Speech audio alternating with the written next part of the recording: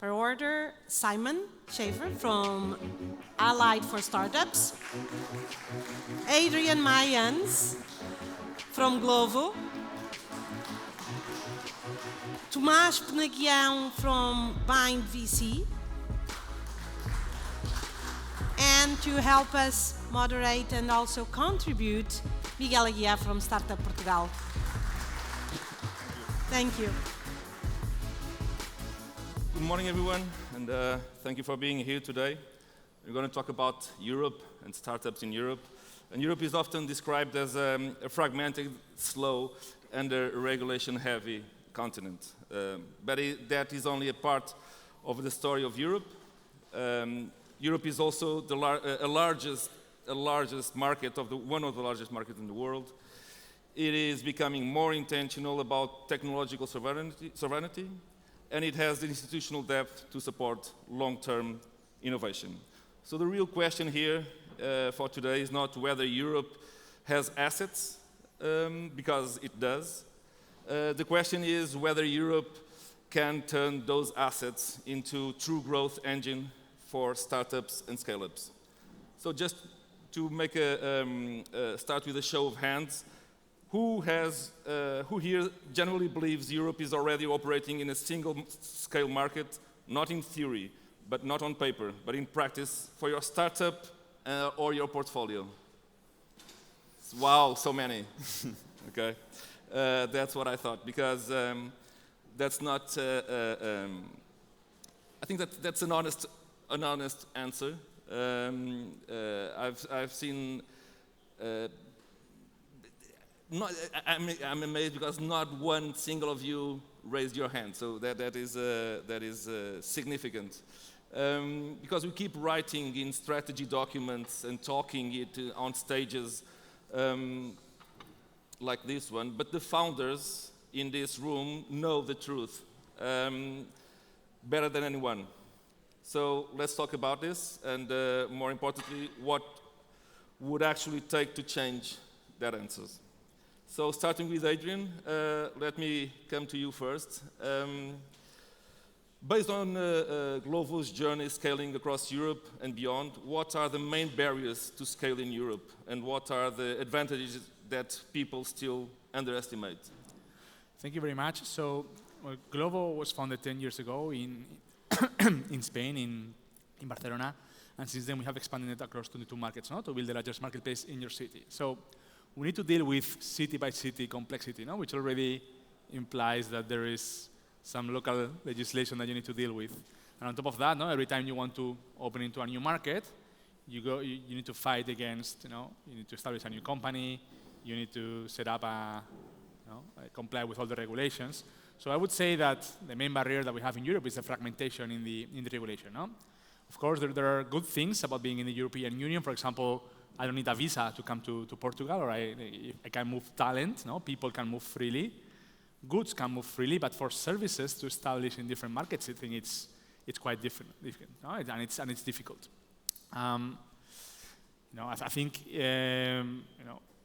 it's very difficult to compete against Americans, because if you look at the US is a single market, so you just need a single general manager, a single finance team, a single tax team to cover a market worth 300 million people. Whereas in Europe, if I want to expand it into Slovenia or into Croatia, 4 million people, I need a full leadership team. I need to hire advisors to handle or to deal with each regulation in every country. So it's very difficult to gain scale when you operate only in Europe.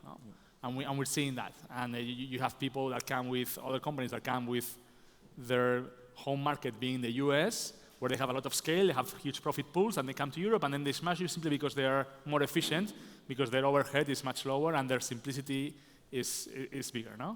Also, I think at the early stages of a startup, when you want to expand and you feel like all the energy of a young company, say, okay, I want to expand into Italy. Okay, 6 months of assessment to see if I need to adapt any of my processes to the regulation. 3 months to set up a company in Spain. How come are you going to, a startup should be a rocket, and a rocket should grow exponentially. This will stop you. And when it comes to the good things, as I said, So you can move talent, and that's a good thing in a European Union where there is good talent. And I think that we will never compete in cost against emerging economies. We need to compete on the value added of our talent. And I think we need to, and I think Europe has that foundation, which is talent is very difficult to build. We already have it. Let's try to retain it. And I think that's the biggest opportunity that the European Union brings to us. Okay, thank you very much. If any other want to add something, please go ahead. If otherwise, Tomás, you see this from the investor perspective. Are these just manageable growing pains, or they're structural barriers, and structural enough to push startups to move faster or even relocate? Well, I think everyone criticizes Europe, and we know all the challenges we have ahead, like the market is highly fragmented, there's all the regulatory framework around companies, so it's not easy to scale, but I would like to start highlighting a couple of things we achieved in the last decade. So today, tech companies represent like 15% of the GDP in Europe. This compares against 4% 10 years ago. The investment in tech startups tenfolded since 10 years ago, and now we have like more than 25,000 new companies being produced every year in Europe, which accounts about 1/3 of every companies produced in the world. So I believe the market is maturing. We have great talent. So some of the best universities and research institutions are based here in Europe. We have more capital than ever, especially at earlier stages. There are still some gaps in the growth stages, but we have more capital than ever. And I believe the mindset is changing. So right now, it's cool being an entrepreneur and not just joining McKinsey or BCG or Deloitte as a consultant. So I believe the mindset is changing, especially at people at my age. And from an investor perspective, what I can tell you is I'm seeing like the larger talent density ever, like real good people becoming entrepreneurs, like lefting good corporate jobs, comfortable lives, and going into these adventurous life as entrepreneurs. And I believe we are in this, navigating into this unique opportunity. Right now, we are seeing like a generational opportunity of building a company with the AI tech wave. So like mind-blowing products are being launched. You can see, for example, the OpenClaw example, like a one-person team launching this amazing product and being bought by OpenAI a couple of months after it. Rumors say for $1 billion, no one knows, but it's pretty impressive.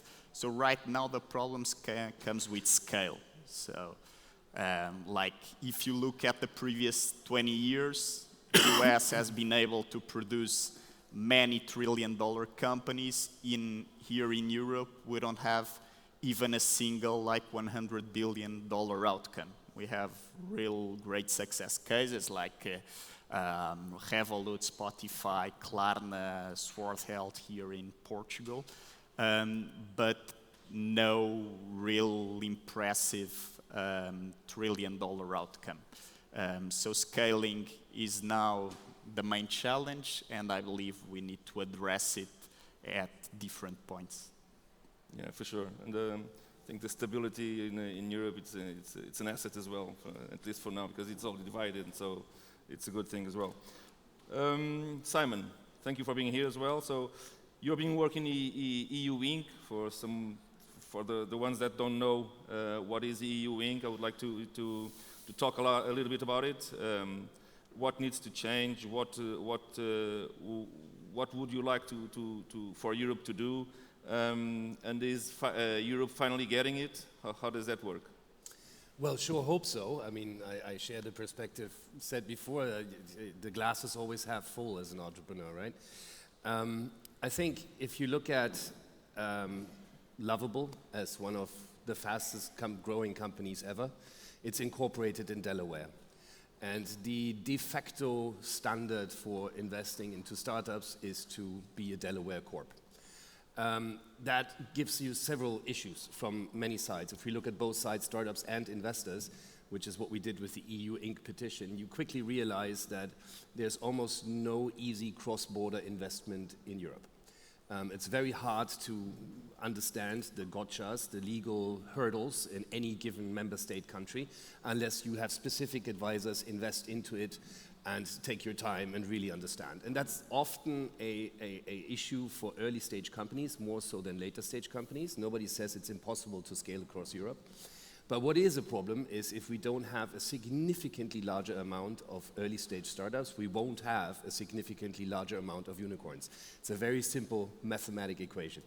So we set out and said, look, in Brussels, we've always talked about employee stock option programs, taxation, labor law, all these features. But the real problem is actually the core, it's the kernel, it's the operating system, our corporate law. So why not create a new company form that can incorporate once for all 27 member states? This would give legal certainty, this would give or create a framework from which it is possible to invest into all of Europe by only doing your due diligence once. Yeah. Now, the Commission has adopted the idea. It's been even, so they stole our name.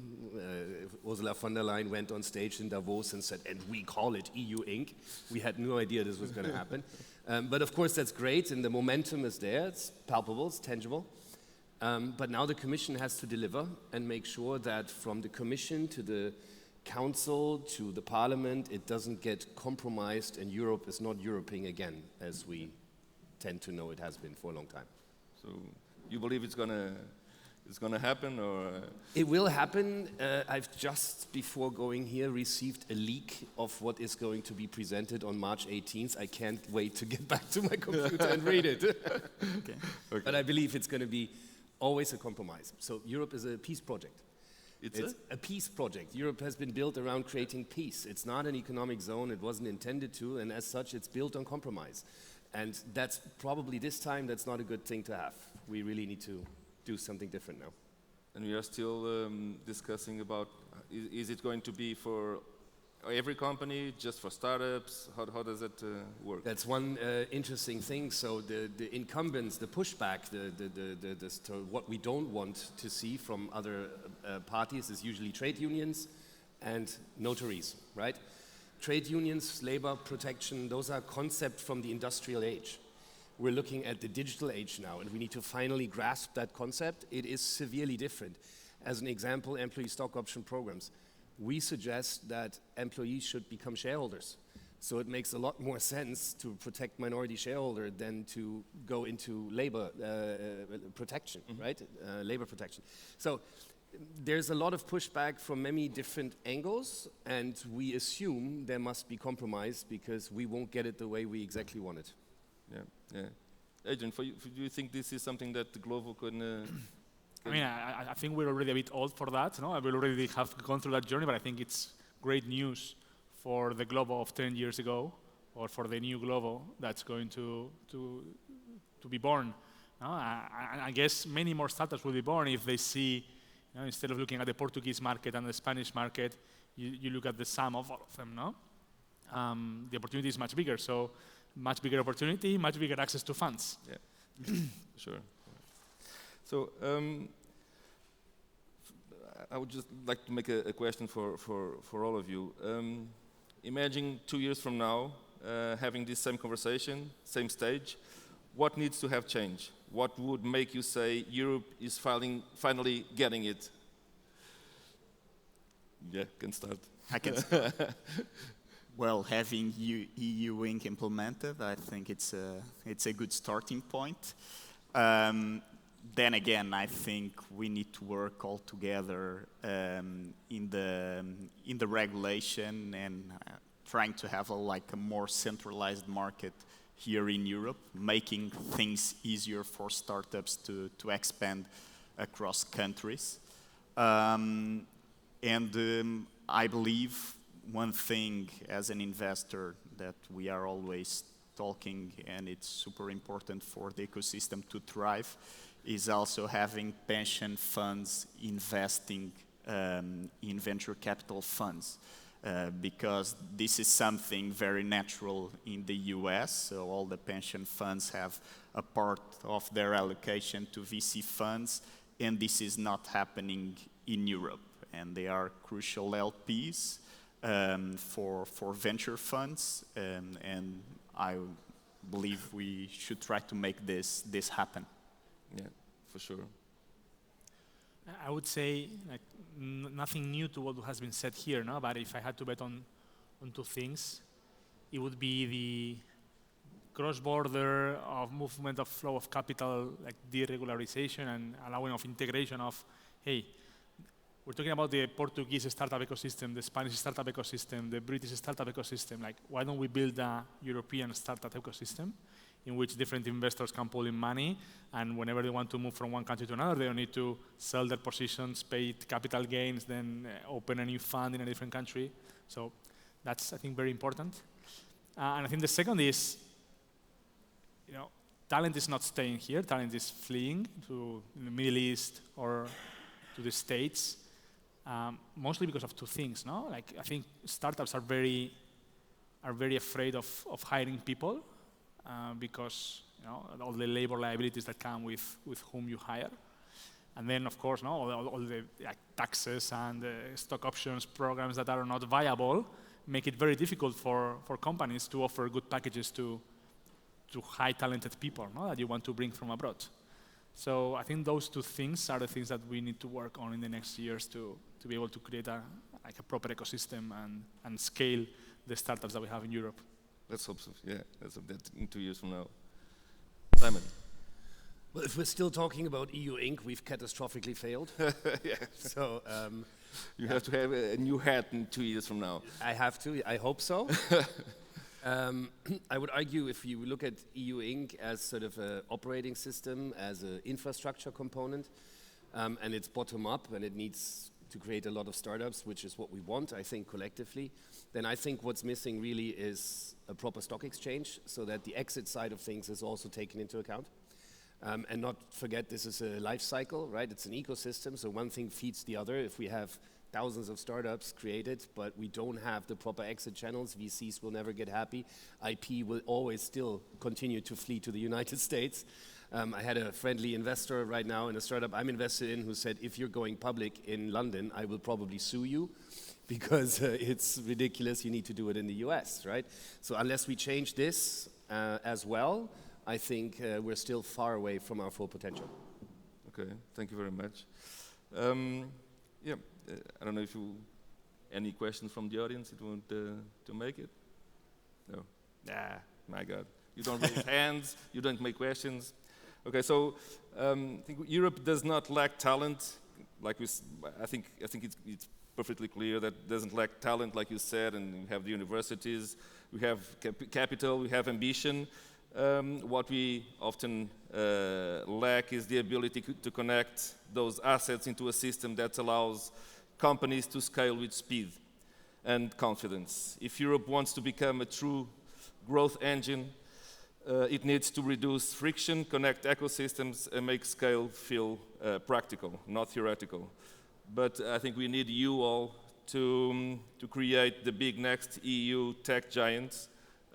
If there's no further questions, thank you very much for this magnificent time. And thank you to the guests. Thank you. Thank you. Thank you.